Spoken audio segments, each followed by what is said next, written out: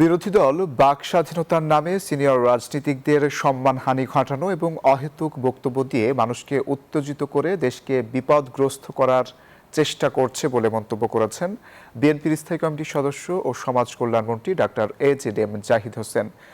বলেন, পতিত স্বৈরাচারকে পুনর্বাসনের মিশন নিয়ে যারা মাঠে নেমেছেন, জনগণ রাজপথেই তাদের জবাব দিবে।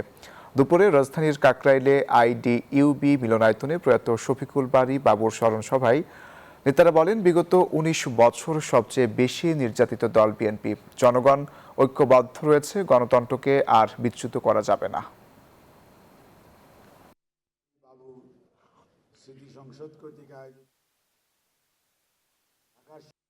মুখ আছে বলেই, বাক স্বাধীনতা আছে বলেই আপনি যা মনে চাই তাই বলবেন, এটাও তো ঠিক না। গণতন্ত্র তো এটা বলে না।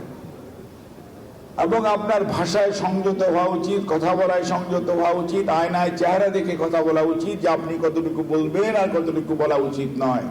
বাক স্বাধীনতা মানে এরকম অবারিত স্বাধীনতা নয়। একজনকে মেলাইন করবেন, একজনকে যাচ্ছে তাই ভাষা তুচ্ছ তাচ্ছিল্য করে বক্তব্য দেবেন, একজনের সম্মানহানি করবেন, এটি তো কোনো অবস্থাতেই গ্রহণযোগ্য হতে পারে না।